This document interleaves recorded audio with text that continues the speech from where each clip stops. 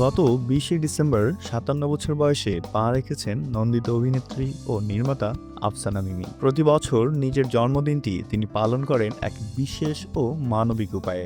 রাজধানীর হোলি ফ্যামিলি হাসপাতালে ওই দিন যেসব শিশুর জন্ম হয় তাদের পরিবারের অজান্তেই উপহার পৌঁছে দিয়ে আসেন তিনি। বছরের পর বছর নীরবে এই কাজ করে আসলেও এর নেপথ্যের গল্পটি এতদিন আড়ালেই ছিল। সম্প্রতি দেশের জনপ্রিয় একটি পডকাস্টে অতিথি হয়ে এসে জীবনের এমন অনেক না বলা কথা জানিয়েছেন মিমি। ওই আড্ডায় উঠে আসে তার মিমি হয়ে ওঠার সে মজার কাহিনী। আফসানা মিমি জানান, শৈশবে মিমি চকলেট তার ভীষণ প্রিয় ছিল। বড় বোন অ্যানির নামের সাথে মিল রেখে তার পারিবারিক নাম রাখা হয়েছিল জুনি, আর ভালো নাম ছিল আফসানা করিম। অন্যদিকে বাবা তাকে আদর করে ডাকতেন মিম, কিন্তু চকোলেটের প্রতি ভালোবাসা থেকেই তিনি নিজের নাম নিজ আগ্রহে মিমি বেছে নেন।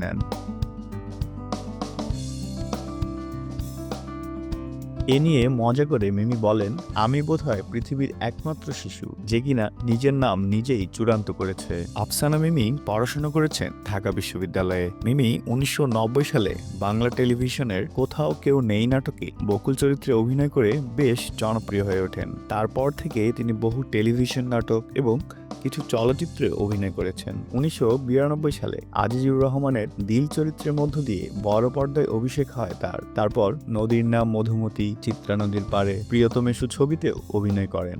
সম্প্রতি তিনি উৎসব নামের একটি সিনেমায় অভিনয় করেছেন। চলচ্চিত্রটি বিখ্যাত উপন্যাস আ ক্রিসমাস ক্যারল অবলম্বনে নির্মিত। এতে আরও অভিনয় করেছেন জাহিদ হাসান, অপি করিম, চঞ্চল চৌধুরী, জয়া হাসান থেকে শুরু করে তারিক আনাম খান, ইন্তেখাব দিনার, সাদিয়া আয়মান ও সৌম্যজ্যোতি।